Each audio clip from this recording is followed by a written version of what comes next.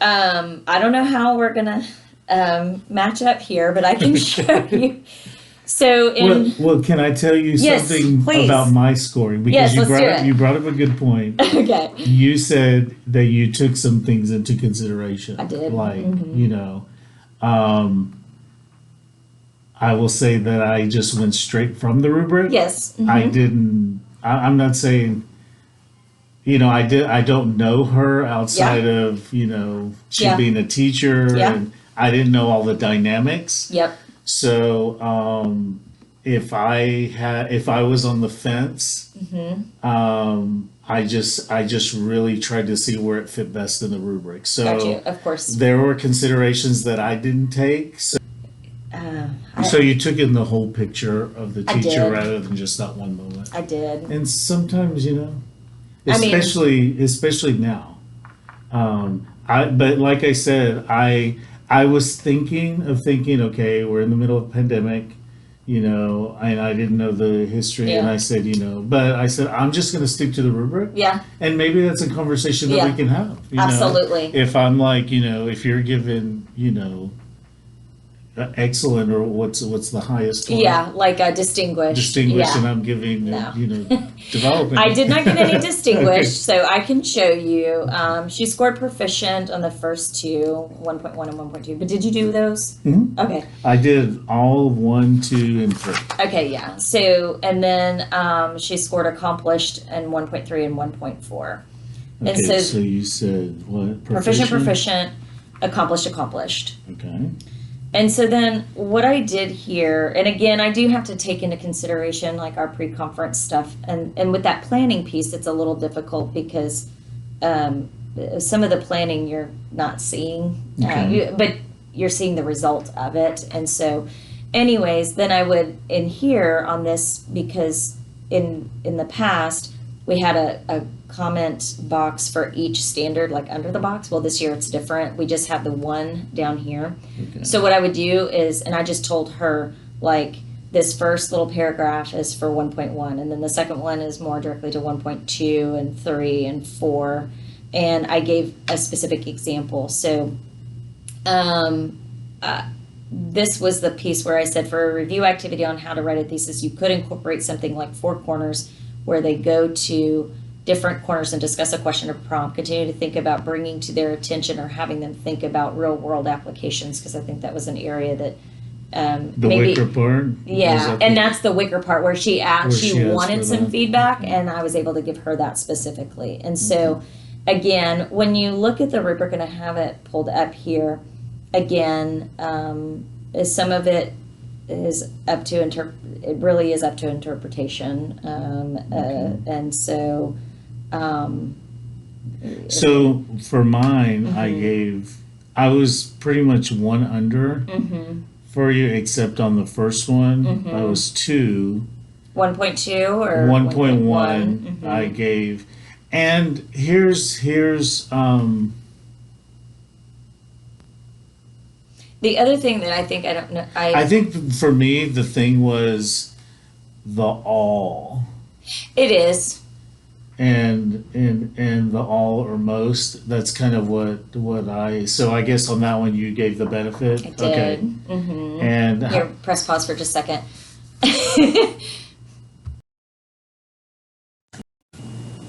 Okay, we're back. I'm in high demand.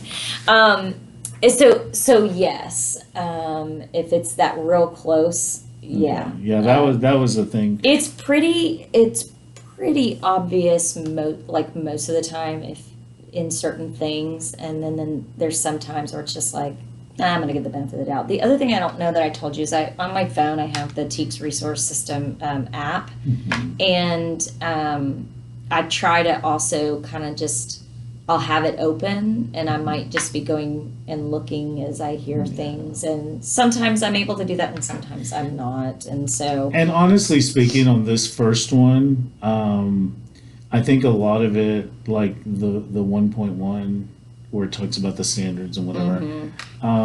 I was trying to get a handle on the English standards. I pulled up the TEKS and course. whatever, so I was trying to understand what I was looking Yeah. for, and so And that's you know. hard because like for you come from a math background.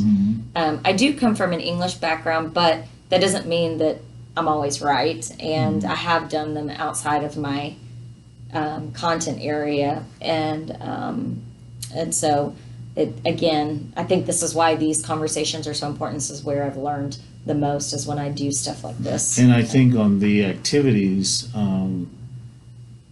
when you take into consideration the level of class, Yeah. and the pre-conference, what she and the talked about, what she was dynamic. looking in the dynamic, it makes a lot more sense why you scored instead of just sticking straight to. I'll stick straight to the rubric, and I do, and forgive me, don't put this out there. But I just have to take those things into consideration, Well, I appreciate that, because And I'm going to be real and authentic with you. I don't want to sugarcoat anything, and I don't want to pretend in this situation. 'Cause I mean, and I appreciate that, because I know as a teacher this year, I feel like my strong point is in the classroom. But this year, the classroom has been a struggle. Yeah. And, there are a lot of outside things that we're dealing with. Yeah. And it's good to know that, your appraiser is taking those things into consideration as well. That Yeah. it's not only me Yeah. and my students, and it's not a gotcha. Yeah.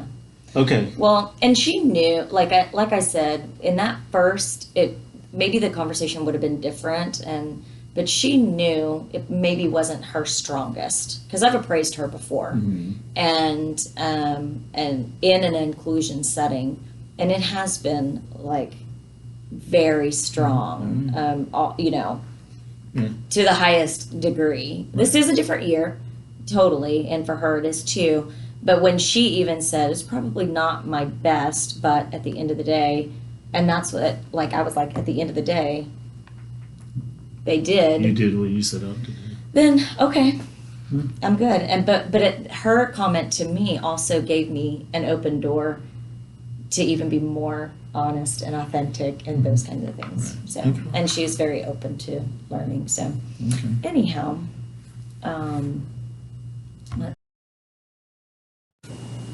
Okay. all right. So I just skipped down to the dimension 2, and overall, I had her. She scored proficient in a couple, and then accomplished in a couple. But the one big thing that we talked about was the differentiation piece, which is so hard for everybody. But I did again give the benefit of the doubt in that, because again, there are so many different levels of needs, not just from an academic standpoint, but from a behavioral standpoint. And I did take into consideration also the things that the other teacher was doing in her, like if she was with another group, but he was in that another group too, and they were doing things. I included that in her score. This is a very unique observation, and people who teach inclusion have in the past often said, do you want me to do it alone, or do you want me to do it in my co-teacher? Some people have even asked can you do like two birds with one stone? Can you do both? I've done it every way. I don't like doing two together, but if they are co-teaching together, and there were a lot of things that they did, like if you said something and then I reiterated it, or I came back with a different example, so it wasn't all her, and he was taking care of some things too. I counted that in part of the score, so that's something else to take into consideration. I was scripting both of them. Right. So, yeah. because I was actually sitting in the back. Yeah.